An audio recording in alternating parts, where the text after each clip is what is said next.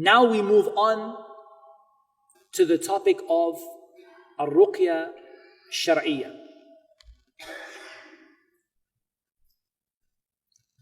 And I want to start by saying that most people, the problem they have with these videos is that they are searching for they're searching for like a custom solution. Like people will say like, I've seen your video, but what should I do? Do you understand? Like what they say? They'll say, I've seen your video, but what should I do? I'm telling you now, on the video, on the tape, what follows is what you should do. You, regardless of what your problem is.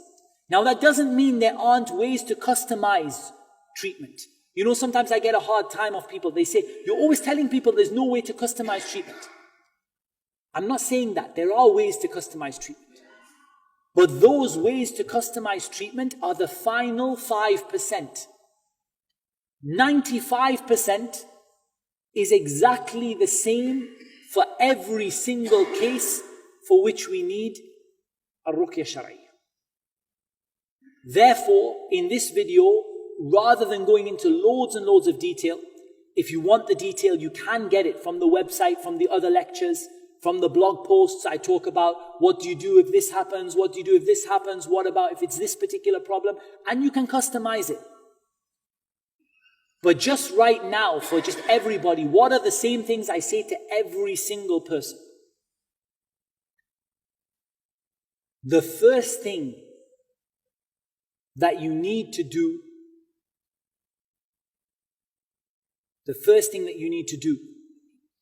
correcting your intention, getting yourself ready for the sake of Allah to seek this cure. The first thing that you need to do is to ask yourself where you stand with regards to the means of protection. And I always start with this, because someone might say, I don't even know if I have a problem or not, or I'm worried it's going to get worse, or I have a problem, or whichever your situation is, protecting yourself is step number one. In other words, doing what is necessary to protect yourself from further harm and to reduce the harm to the maximum extent possible. Before we get into the topic of Ruqya. Now, some of this is an overlap from what we've said, so we just, go over the points. Some of it is an overlap with the general stuff we spoke about, but generally, you protect yourself with having the right belief, which we've spoken about. You protect yourself by striving to follow the sunnah, which we've spoken about. You protect yourself with the prayer. The prayer is a protection. The Prophet ﷺ said, "Al-ahdu alladhi baynana wa baynahum as-salah, faman tarakaha faqad kafar." The difference between us and them is the prayer, and whoever leaves it has disbelieved. The prayer is a major means of protection. Protecting you from this getting worse, protecting you from it happening. The prayer is a major means. After correct belief, striving to follow the sunnah, the prayer. And a taqwa, and a dua. And then, through the prescribed adhkar, the dhikr. And I want to talk about the dhikr that you should be learning what to do. First of all, the dhikr of the morning and the evening. And that is the dhikr that is done after Fajr and after Asr. Wallah, I used to say after Maghrib, but now I feel more confident with saying after Asr. After Fajr and after Asr. And after you finish Fajr prayer, after you finish Asr prayer. And you can find this inshaAllah ta'ala. We'll post some links bi'idhnillahi ta'ala through the video inshaAllah. The dhikr after every salah, after Fajr and Dhuhr and Asr and Maghrib and Isha. Astaghfirullah, astaghfirullah, astaghfirullah, Allahumma anta salam, till the end of all of the various dhikr that you do, Ayat al-Kursi and قل هو الله أحد قل أعوذ برب الفلق قل أعوذ برب الناس. To every salah. The dhikr before you go to sleep. The dhikr before you go to sleep. And again, Fortress of the Muslim, you can find that in. Not making up some strange things like I read this surah or that surah, reading what is from the sunnah before you go to sleep. And then the daily adhkar that you use in different situations. The dhikr for entering the masjid. The dhikr for leaving the masjid. The dhikr for entering the home, which is to say Bismillah and Assalamu alaikum, even if there is no one in the home. And the dua, Bismillahi walajna, this dua or this hadith is not authentic, and Allah Azza wa Jal knows best. So the authentic is for entering the house, Bismillah. The dua before you enter the bathroom. The dhikr when you leave the bathroom. The dhikr before intimacy, marital intimacy. And so on. All of these daily adhkar. Just getting Fortress of the Muslim, Hisnul Muslim, and just going through it, you'll find so many daily things. Just constantly protecting yourself with these remembrances. When you go out of the house, and you say, Bismillah, tawakkalna ala Allah, wa la hawla wa la quwwata illa billah. And if you wish, there's a longer version of that dua. The angels tell you that you have been sufficed, and you have been protected, and you have been guided. You have been guided, and you will be guided in whatever you do outside. You will be protected in whatever you do. You will be sufficed against any evil.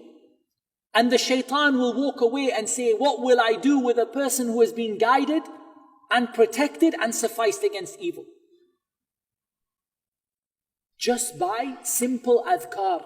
All of these adhkar, you say them in the morning, will be protected from shaitan until the evening. You say them in the evening, will be protected from shaitan until the morning. You say them at night, the shaitan will not approach you, and so on and so on and so on.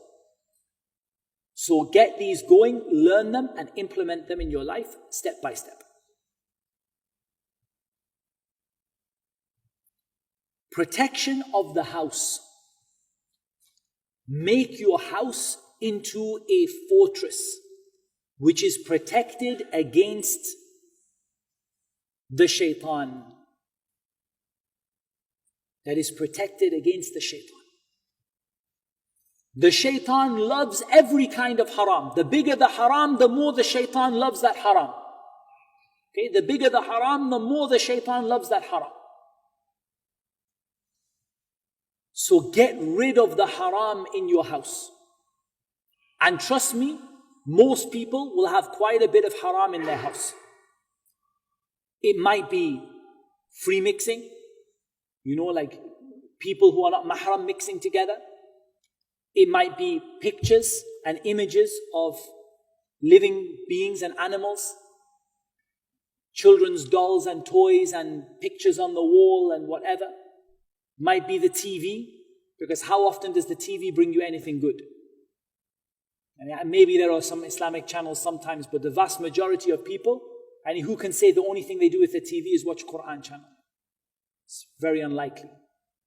The vast majority, the TV is a door to open to the shaitan. Music, movies, get it all out. Even the faces that are in the books and stuff like that, I either leave them outside of my house in a box, or I just cross them out with a pen. Maybe it's more than you need to do, but me personally, I think if you've got a problem of shaitan being in the house, then you need to do a really serious spring clean. And that means behavior, like I said, manners, the way you talk to people, the things that go on in the house, and it means getting rid of the haram, just getting rid of it. One time, just through the house, and get rid of the haram out of the house.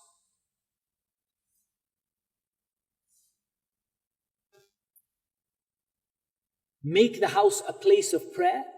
So that could be the ladies are praying in the house. It can be that the men are praying their sunnah in the house instead of in the masjid, because the sunnah is to pray your sunnah in the house. A place of reading Quran, not a place where the Quran is just playing. Too many people do that. Place, they say, I play the Quran all day. Do you listen to the Quran when it's playing? وَإِذَا قُرِئَ الْقُرْآنُ فَاسْتَمِعُوا لَهُ وَأَنصِتُوا لَعَلَّكُمْ تُرْحَمُونَ. When the Quran is being recited, Be silent and listen to it and be silent so that you may receive mercy. So I'm not in favor of just having the Quran playing all day and all night. And if you want to play the Quran, play it and listen to it and think about it. Have the house a place full of knowledge and learning, a place where the poor are welcome, a place where you give sadaqah. Make the house a place where the shaitan just hates to be. And you will see a big protection against the shaitan and a big help in moving forward in the cure.